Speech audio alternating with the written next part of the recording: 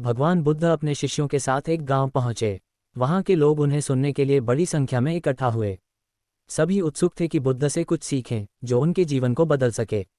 बुद्ध हमेशा अपनी शिक्षाओं को सरल और रोचक कहानियों के माध्यम से समझाते थे। इस बार भी उन्होंने एक कहानी सुनानी शुरू की। एक दिन एक युवक नदी किनारे बैठा था। वह देख रहा था कि नदी का बहाव बहुत तेज है।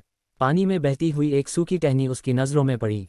युवक सोचने लगा, यदि मैं इस टहनी का सहारा लेकर नदी पार करने की कोशिश करूं तो क्या होगा। शायद यह मुझे दूसरे किनारे तक सुरक्षित पहुंचा दे, लेकिन यह भी हो सकता है कि तेज बहाव के कारण मैं बह जाऊं और डूब जाऊं। युवक असमंजस में था। वह सोचता रहा कि क्या करे।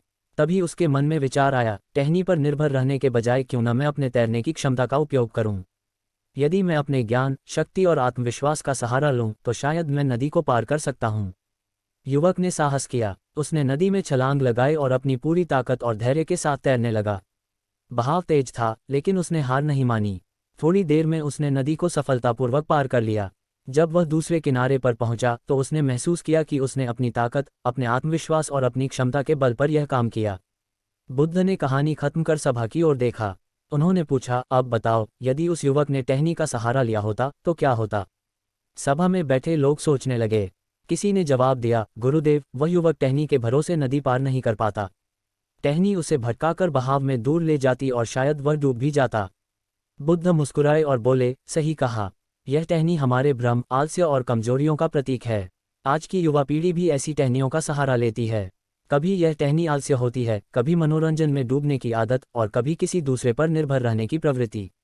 लेकिन याद रखना, बाहरी चीजों पर निर्भर रहने से हम केवल बहाव में फंस जाते हैं।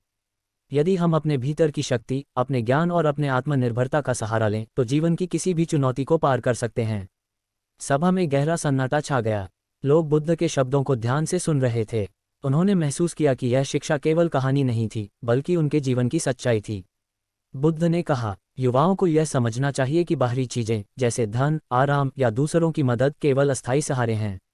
सच्ची ताकत हमारे भीतर है।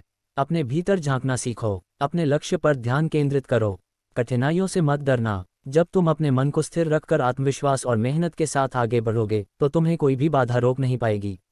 मूल संदेश, यह कहानी हमें सिखाती है कि जीवन में आत्मनिर्भरता और आत्मविश्वास सबसे बड़ी ताकत हैं। बाहरी सहारे पर निर्भर होने से हमारा विकास रुक जाता है। कठिनाइयों से डरने के बजाय हमें अपनी आंतरिक क्षमता को पहचानना चाहिए और उसे मजबूत बनाना चाहिए। यह कहानी आज की युवा पीढ़ी के लिए प्रेरणा का स्रोत है। यह उन्हें सिखाती है कि वे अपने समय और ऊर्जा को व्यर्थ की चीजों में न लगाएं, बल्कि अपने लक्ष्य पर ध्यान केंद्रित करके जीवन को सार्थक बनाएं।